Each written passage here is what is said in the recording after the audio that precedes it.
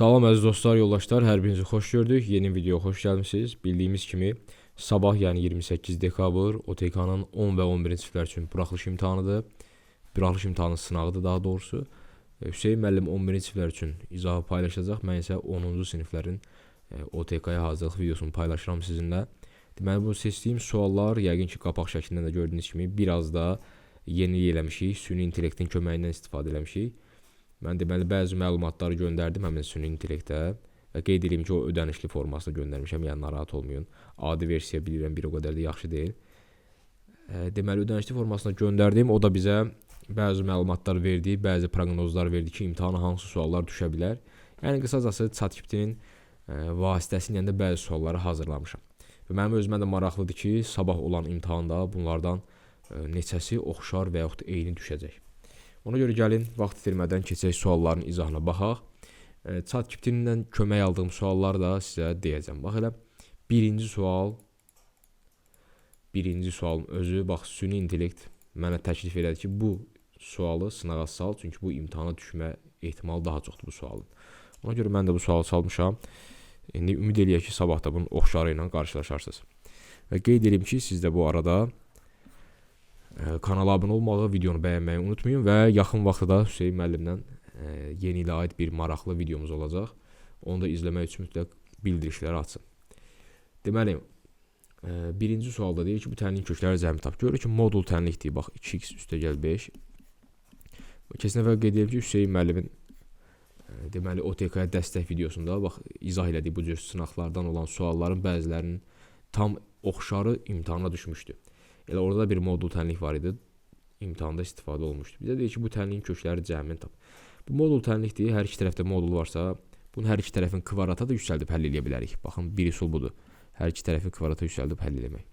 Və yaxud moduldursa bir dəfə olduğu kimi bir dəfə əksinə açmaq. Necə bir dəfə olduğu kimi? Məsəl üçün, birinci açırıq ki, elə 2x üstəgəl 5 bərabərdir x plus 1. Buradan x bərabərdir -4 tapırıq. Bu birinci kökümüz olur. Bir dəfə də necə əksinə açırıq? Yəni birinci modulu bu səfər olduğu kimi saxlayırıq. 2x plus 5. Bərabərdir digərinin əksi. Digərinin əksi, yəni qarşısına mənfi atsaq, -x çıx 1. Buradan da sağ-sol eləsək, 2x üstəgəl x bərabərdir -1 çıx 5. Yəni 3x bərabərdir -6, x bərabərdir -2. Bu da olur bizim ikinci kökümüz. Deməli, birinci kökümüz -4, biri də -2. Köklərin cəmi soruşur. -4 üstəgəl -2. Bu bizə -6 verər. Yəni birinci sualda cavab B variantı. Bax elə eyni ilə ikinci sualda ChatGPT-nin təklif elədiyi, proqnoz elədiyi sualdır. Deyir ki, oturacaqları 10 və 8 olan bərabər yanlı trapesiyanın diaqonalları perpendikulyardır. Lap yaxşı. Yəni bərabər yanlı trapesiya olsun. Diaqonalları da perpendikulyar olsun. Oturacaqlar da 8, 10. Bizə deyir ki, trapesiyanın hündürlüyünü tap. H. Bunu bizdən soruşur. Biz bilməliyik ki, əgər trapesiyanın diaqonalları perpendikulyardırsa, bax bunu belə də göstərmək olar isbatını. Bax bu diaqonalı, bax buradan sürüşmə eləyib, bax 8 vaid sağa sürüşdürüb bura qoysam, bura birləşdirsəm. Baxın gör nə alınır. Bax yenə də onsuz bura 90 dərəcə olacaq. Bu bucaq çünki aralarında 90 dərəcədir. Və burada uzanır aşağı. Nə qədər uzanır? Yuxarı mən nə qədər sürüşdüm? 8 sürüşdürdüm. Deməli 8 uzanır. Yəni burada düz bucaq yaranır. Və hipotenuz 18-dir. Görürsünüz, 10 bura qədər idi. Bax buradan bura qədər. Trapesiyanın aşağısı idi. Aşağı oturacaq. 8-də əlavə elədik. 18 oldu. Onda bu da trapesiyanın bir diaqonalı D1. Bu da 2 diaqonalı. Özdə diaqonallar da bərabər yanlı trapesiyadırsa, deməli diaqonallar da bir-birinə bərabərdir. Bizdən də trapesiyanın hündürlüyünü soruşur. Yaxşı, onu deməli bu bərabər yanlı düzbucaqlı üçbucaqmış. Baxın, diaqonallar bir-birinə bərabərdir.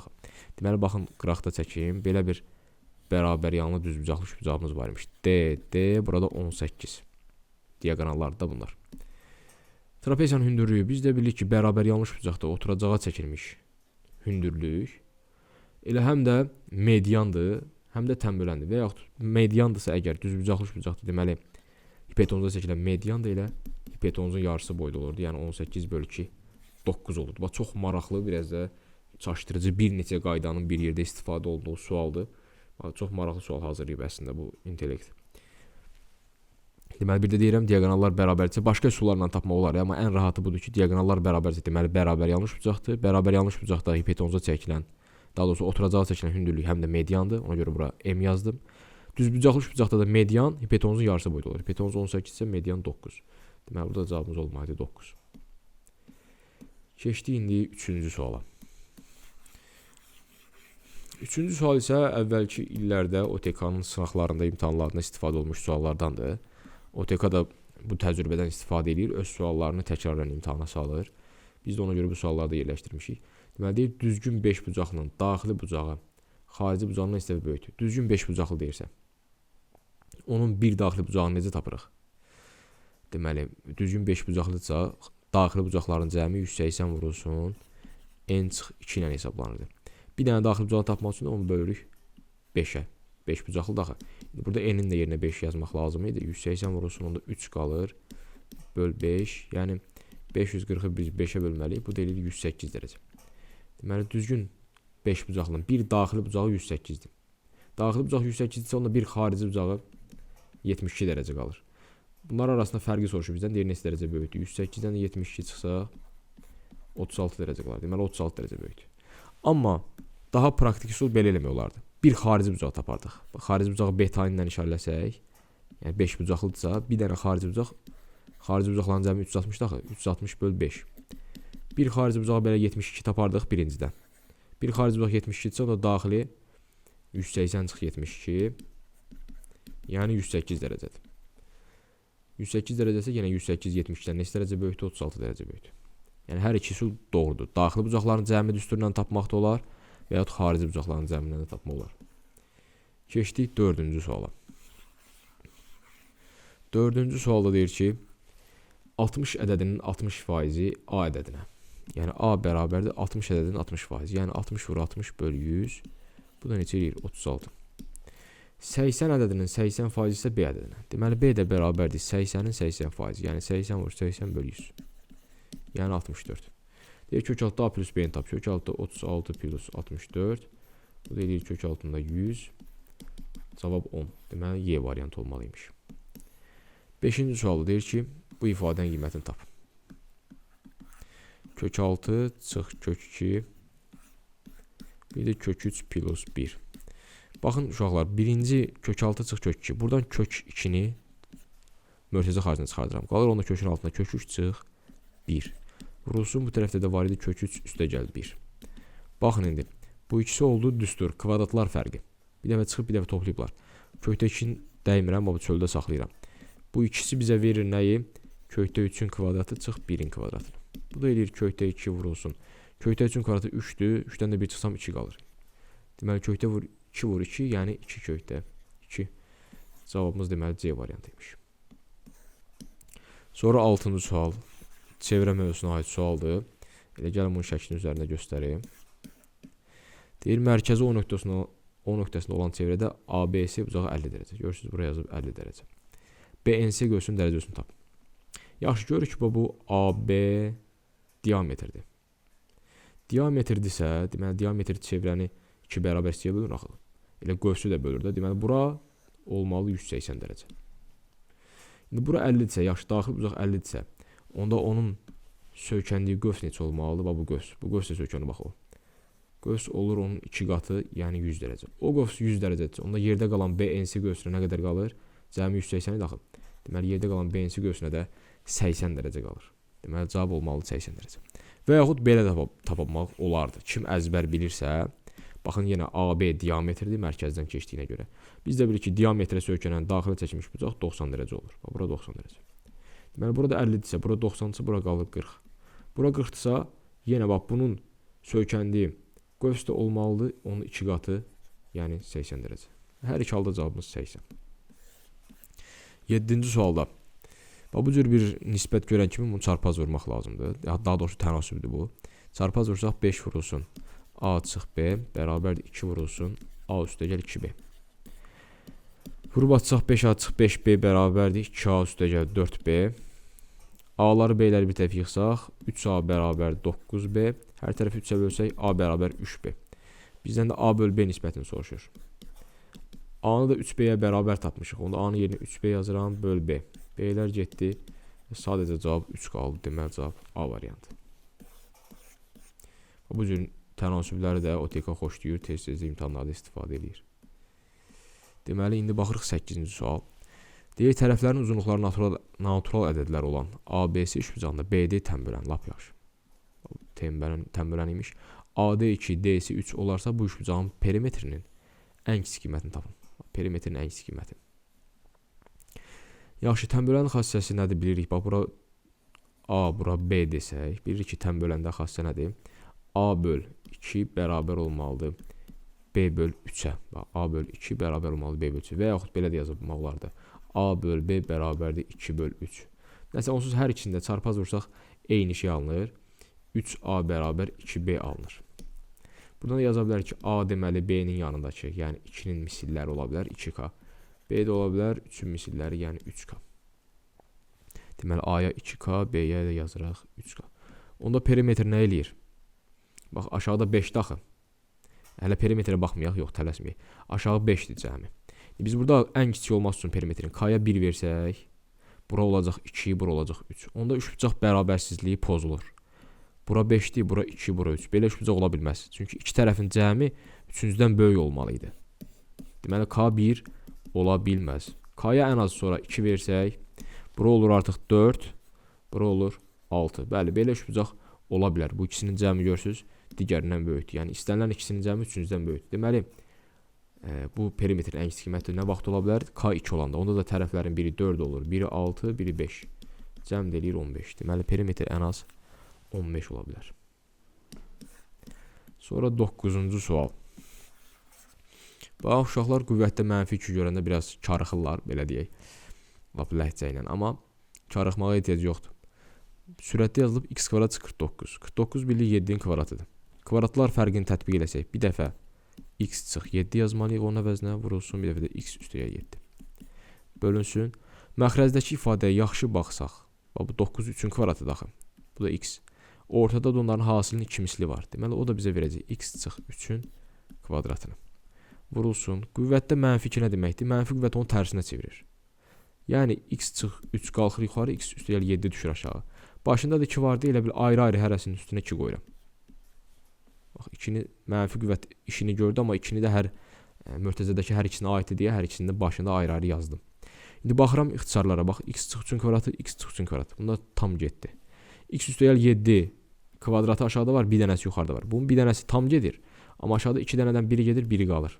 Deməli, aşağıda qalır x üstəyə 7-nin bir dənəsi. Yuxarıda da bu x çıx 7-nin bir dənəsi qaldı. Deməli, cavabımız olmalıdır A variantı. Və yeri gəlmişkən bu PDF-i də qrupa, Telegram kanalımıza, WhatsApp kanalımıza göndərəcəm.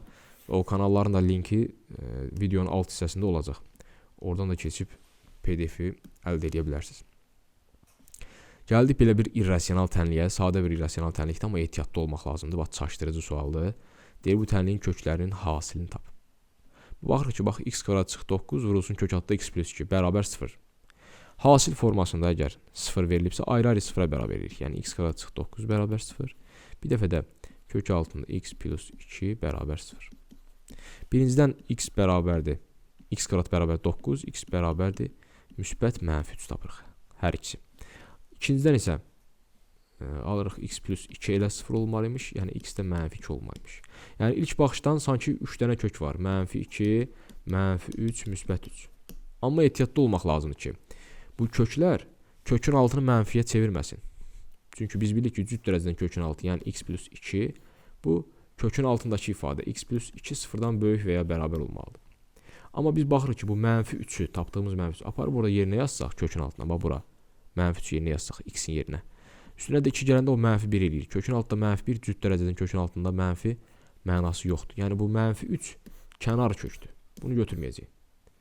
Sadəcə köklərimiz biri mənfi 2-dir, biri də müsbət 3-dür. Bu tənliyin köklərin hasili onda mənfi 2 vur müsbət 3, o da eləyir mənfi 6. Yəni, cavab olmalıdır D variantı. Sonra keçdik 11-ci suala. 11-ci sualda süni intellekt vasitəsilə hazırlanmış suallardandır. O deyir ki, A bərabərdir 125, arxasına qədər 0 var. 1, 2, 3, 4, 5, 6 dənə də 0 var. Deyir, standart şəklində yazılışında tərtibi ilə qiymətli hissənin hasilini tap. Əvvəlcə bunu standart şəkildə yazaq. Necə yazmalıyıq? Deməli, qiymətli hissəmiz düşməlidir 1-10 aralığına. 1 və 10 aralığı. Bax, qiymətli hissə. Onda vergülü buradan qoysam düşər. Deməli, onda olmalıdır 1,25 vurulsun. 10 üstündə. İndi vergülü buradan qoyduq ki, 1-10 arasına düşsün. İndi bəs vergüldən sonra istənilən rəqəm var. 1, 2, 3, 4, 5, 6, 7, 8. Deməli, 10 üstü 8 yazmalıyam. Bax, bu ədədin standart şəkli, A ədədinin standart şəkli yazılışı belədir. 1,25 vur, 10 üstü 8. Bu hissə adlanır qiymətli hissə. 1-10 aralığında olmalıdır. Bax, bu qiymətli hissəni bir tutaq ki, M-lə işarələsək, M olmalıdır. 1 ola bilər, amma 10 ola bilməz. Bax, bunu imtahanda düşsə diqqətli olun. Bir dəfə mənim başıma gəlib, yadıma gəlir. 10-cu sinifdə elə mən imtahanda bir dənə bunu yadımdan çıxartmışdım deyə bir sual səhv yazmışdım. Bu da ədədin tərtibidir. Tərtib də olmalıdır tam ədəd. Yəni mənfi də ola bilər, müsbət də ola bilər. Naturallar ya da onların əksi. Tam ədəd. Nəsə, bizə deyir ki, qiymətli hissənin hasili.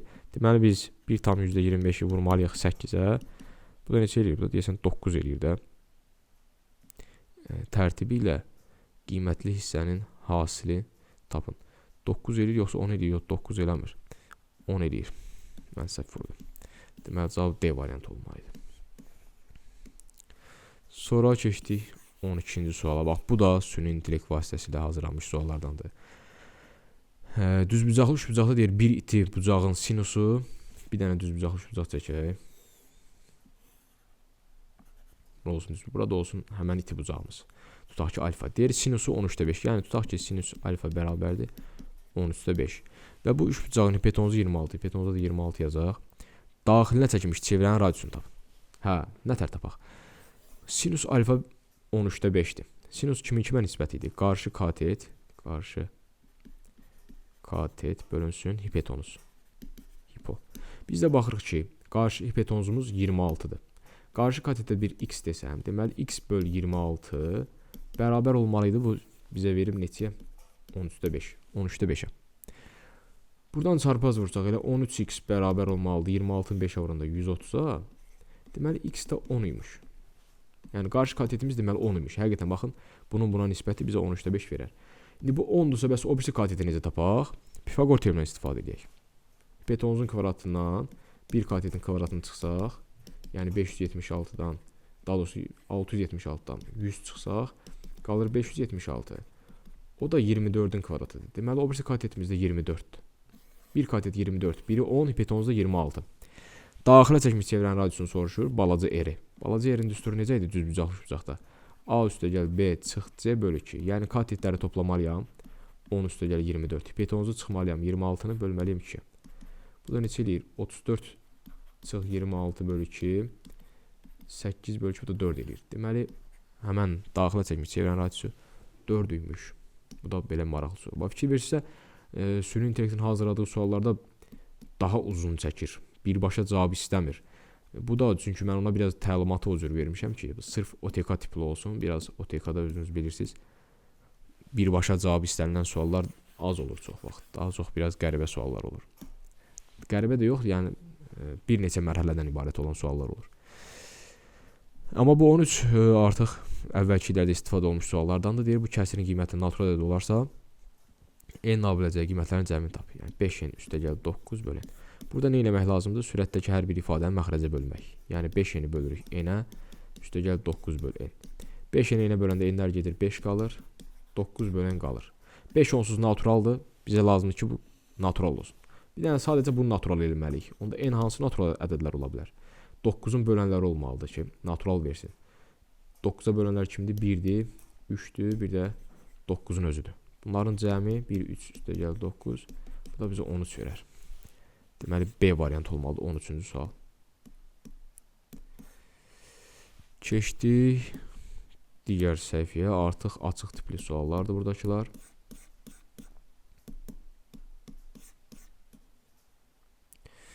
On dördüncü sual. Bu da əvvəlki illərdə istifadə olmuş suallardandır. Deyir, bu çevrənin mərkəzi O deyir, çevrənin mərkəzidir. O ABC düzbucaqlıdır. Buraları 90 dərəcə işarəsi qoyaq. AY 4'dür, bura 4'dür. CD 2'dir, bu balaca yer 2'dir. AB'ni tap. Yaxşı. AB'ni tapaq. AB'yə x desəm, elə OC də x olur düzbucaqlı deyə. Qarşı tərəflə bərabər olmalıdır axı. Yaxşı, sonra bəs necə edə bilərik? Onda bütün OD radius oldu. OD. Ayda hara getdi bu?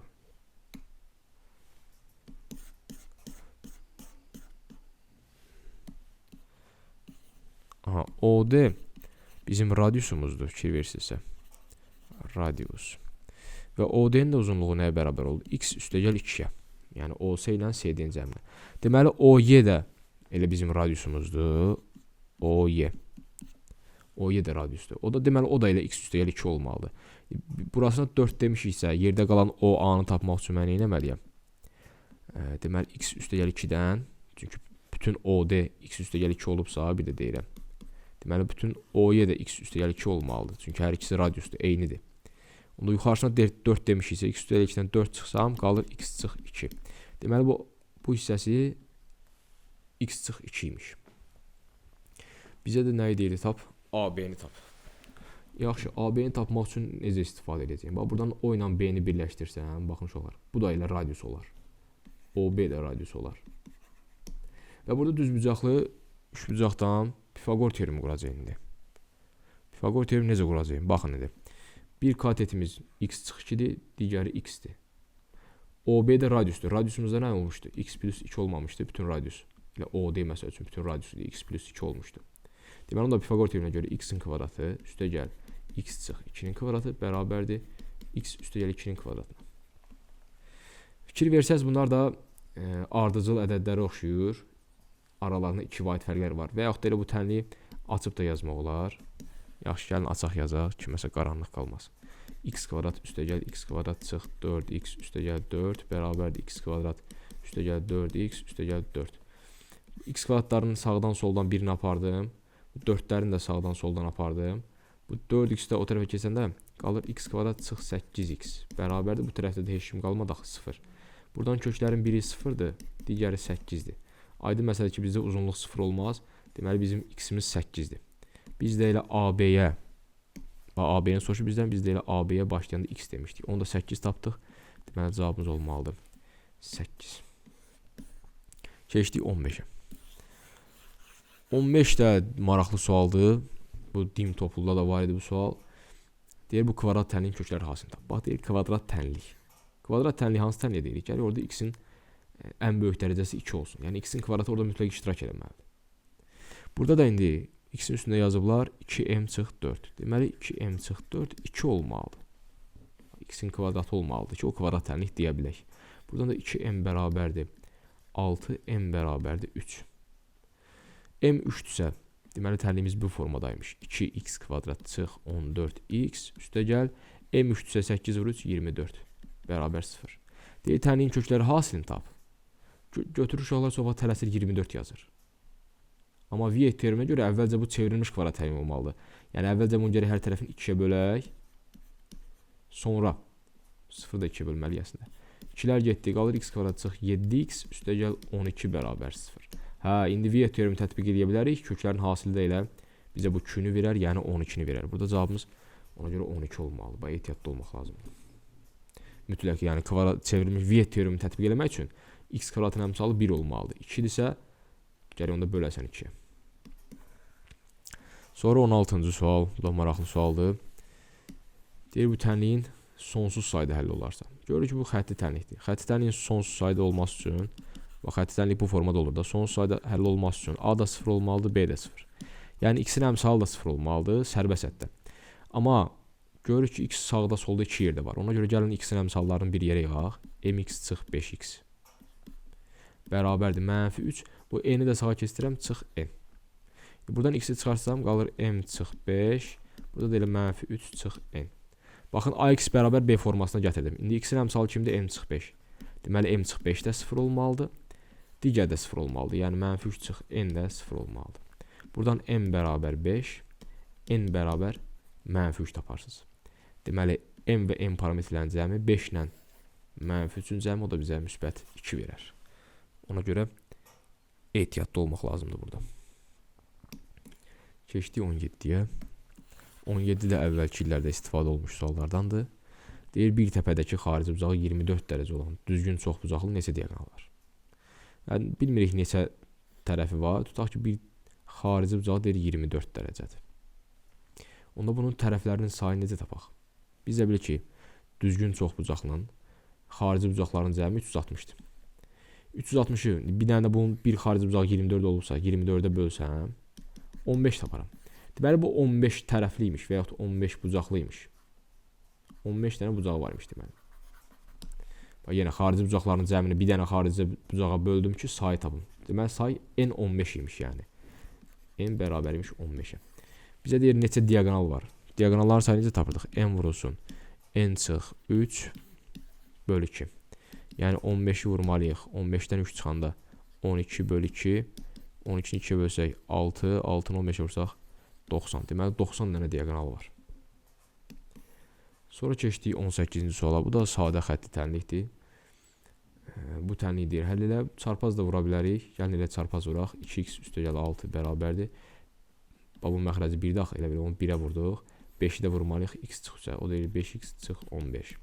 Yəni sağ sol eləsək 6 üstəgəl 15 burada qalar. 5x çıx 2x də orada qalar. Yəni 3x bərabər 21, x bərabər 7 taparıq. Tənliyi həll elədik. Cavabı 7. 19-cu sual. Burada diqqətli olmaq lazımdır uşaqlar. Bu imtahana düşə bilər. Cüt dərəcələri köklə ixtisar yerindən sonra modul saxlamaq lazımdır. Bax, cüt dərəcə ilə kök getsə modul -5 qalır. Üstə gəl. Amma tək dərəcəli ixtisar ilə modul qalmır. Elə nə varsa o, -3 var, elə -3 də qalır. Bax, adi mötərizə yazdım. Bu toplama işarəsindən qarışmasın deyə. Çıxılsın, sonra bax, bu çıxma işarəsini yazıram. -2-nin mötərizədə kvadratı. -2-nin kvadratı bizə nə verir? -2 vur, -2, yəni müsbət 4 verir. Ona görə çıxsın 4 yazıram. Çıxılsın, bax, bu çıxmanı yazdım. -3-ün kubu nə verir bəs? Bu artıq bizə -27 verir, tək dərəcə olduğuna görə. Yəni çıxılsın, bir dənə yenə işarələr qarışmasın deyə mötərizədə -27.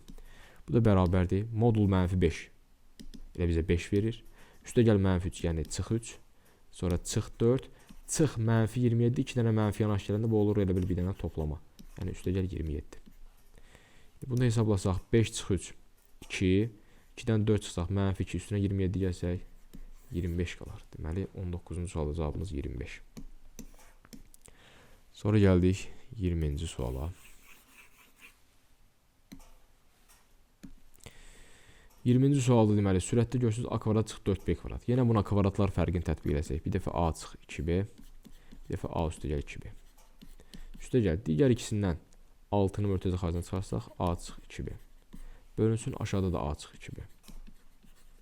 İndi yuxarıda görürəm ki yenə a çıx 2b burada da var, burada da var. Yuxarıdan yenə a çıx 2b-ni ortaq vurub çıxardıram. Bu tərəfdən qalır a üstə gəl 2b. Üstə gəl bu tərəfdə də 6. Bölünsün aşağıda a çıx 2b. İndi bunları ixtisar eləmək olar. A çıx 2b-lər getdi. Sadəcə bu qaldı. Yəni a üstə gəl 2b, üstə gəl 6 qaldı. Bizə də a üstə gəl 2b-ni 3 verib. Bax bunu yenə 3 yazsaq. Deməli 3 üstə gəl 6. Cavabımız 9 olar. Bu qədər sadə. Keçdik 21-ə. 21-də deyək ki, 2 ədədin ədədi ortası 6. Tutaq ki, A və B ədədləridir. Ədədi ortası 6 nə deməkdir? Yəni A üstə gəl B bölü 2 bərabər 6. Yəni deməli A üstə gəl B 12 imiş. Həndəsi ortası 4. Həndəsi ortağı necə tapırlar? A və B ədədlərinin həndəsi ortasını kök altında bir-birinə vurmaqla. Kök altında A vur B. Bax, bu həndəsi ortadır. 2 dənə ədəd deyə elə kök ikinci dərəcədən olur. Həndəsi ortası 4 olur. Bu da bərabər 4. İndi hər tərəfi kvadratı yüksəltsəm, deməli A vur B də 16 imiş. Deyir bu ədədlərin kvadratları cəmi tapın. Ədədlərimiz AB idi, bizdən sonra kvadratları cəmi, yəni A kvadrat üstə gəl B kvadrat. Burada müxtəsər masasını tətbiq eləsək, A üstə gəl B-nin kvadratı çıx 2AB. Şurada A üstə gəl B-ni tapmışıq 12. Deməli 12-nin kvadratı çıx 2 vurulsun, AB-mizi də tapmışıq 16. Yəni 144 çıxılsın 32, 112. 21-ci sual deməli cavab olmalıdır 112. Bu da qəşəng maraqlı sual idi. Bax, deyilənləri eləmək lazım. Nə deyir? 2 dənə ədəd dedi, tez AB yazdım. Ədəd ortası 6 dedi, tez belə yazdım. Sonra çarpaz vurdum, A üstə gəl B-ni 12 yazdım. Bunları eləmək lazımdır mütləq. Yavaş-yavaş son suallara yaxınlaşırıq. Son suallarda daha çox əvvəlki illərdə istifadə olmuş OTK-nın öz suallarıdır. Son suallar. Deməli, bax deyir ki, bu şərt ödəyən A tam ədədlərin cəmini tap. Tam ədədlərin cəmini necə tapa bilərik? Bax, burada 2-ni kökün altına salsaq, o eləyər kökdə 20. Kiçikdir A, o da kiçikdir. Burada 5-i kökün altına salsaq, kvadrata yüksəldib salmalıyıq. 5-in kvadratı 25, 2-yə də vursaq, yəni kök altında 50. İndi deməli, A hansı ədədlər ola bilər?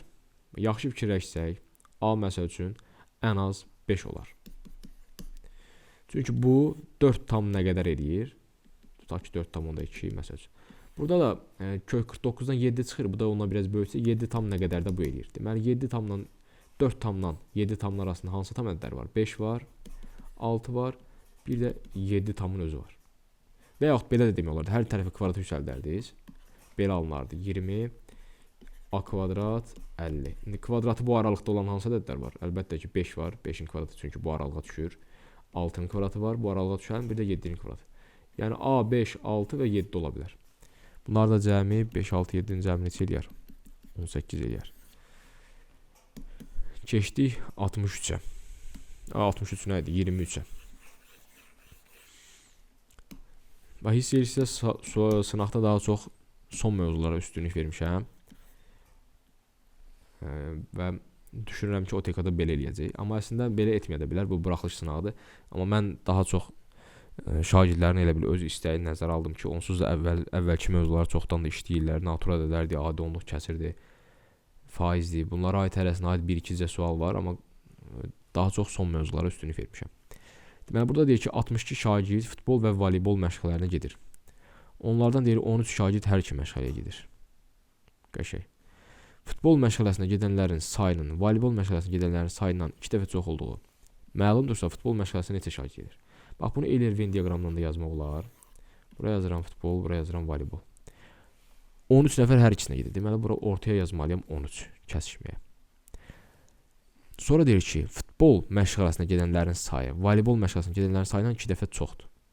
Yəni, voleybola ümumi bir x adam gedirsə, futbola isə bundan 2 dəfə çox, yəni 2x adam gedir. Yaxşı, 2x adam, voleybola x adam gedir. 13'ü buraya yazmışamsa, buraya yazmalıyam x çıx 13. Bu hissəyə. Eynisi bu hissəyə yazmalıyam 2x çıx 13. Bütün şagirdlərin sayı da 62-dir. Yəni, bunun çoxların birləşməsi də 62 idi. Kimlər? Yəni, 2x çıx 13, üstə gəl 13, üstə gəl x çıx 13. Burada içəridə yazılanlar bizə birləşməni verir də. Bunlar da cəmi 62 olmalıdır. Buradan tənlik qurub, daha doğrusu tənlik qurduq, buradan x tapacaq. 2x üstə gəl x verir 3x. 13'ün biri mənfi, biri müsbət getdi. Bu mənfi 13'ü o tərəfə keçirsək, 62 üstə gəl 13. Yəni 3x 75, x deməli 25 imiş. X kim idi? Voleybola gedənlər. Voleybola gedənlər 25 tapdıq. Bizdən futbol məşğələsinə gedənləri soruşur. Futbol ondan 2 dəfə çox idi. Deməli 50-dən adam da futbola gedirmiş. Keçdi indi 24-cü suala.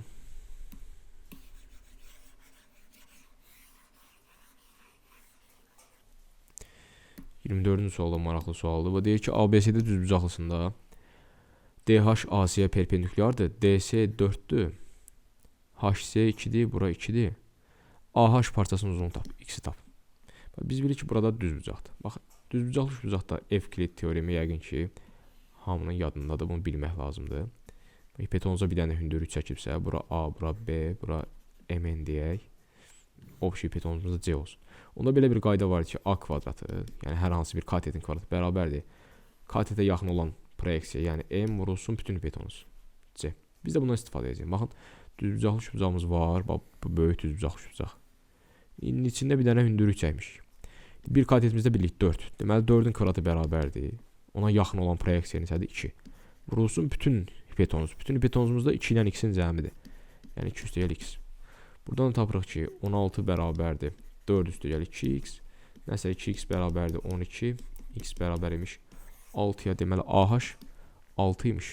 Söhbət bağlandı.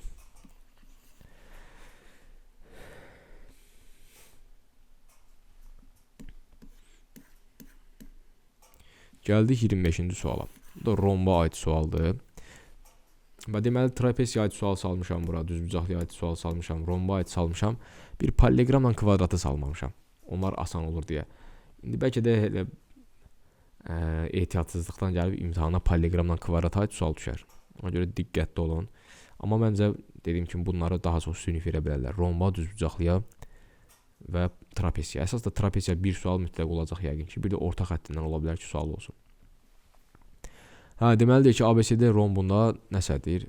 Bu bura perpendikulardır, bu da bura. Yəni bunlar rombun hündürlükləridir. Biz də bilmərik ki, rombun bütün tərəfləri bərabər olduğundan elə onun hündürlükləri də bir-birinə bərabər olur. H1, H2. Yəni bu SY hündürlüyü, rombun xaricinə düşən hündürlük 4-dürsə, elə bu içəridəki də deməli 4-dür. Rombun hündürlükləri bərabər olur. İndi onda burada 3, burada 4-dürsə, Pifagordan AD-ni necə taparsan? AD-nin kvadratı bərabərdir 3-ün kvadratı üstəyə 4-ün kvadratı. Yəni AD 5-in kvadratıdır. Daha doğrusu AD 5-dir deməli. AD 5-dir, deməli rombun bir tərəfi 5-dirsə, aydın məsələdir ki, digərləri də 5-dir. Rombun bütün tərəfləri də bərabərdir. Onda rombun perimetri 4 dənə 5 olacaq, yəni 20 olacaq. Belə, bu da bizim sonuncu sualımız. Dediyim kimi, kanala abunə olmağı, videomu bəyənməyi, dostlarınızla paylaşmağı unutmayın. Sabah da hamı kim əgər OTK sınavına getsə, nəticələrini bizlə bölüşsə, şad olarıq. Sağ olun, izlədiyiniz üçün təşəkkür edirəm. Görüşərik.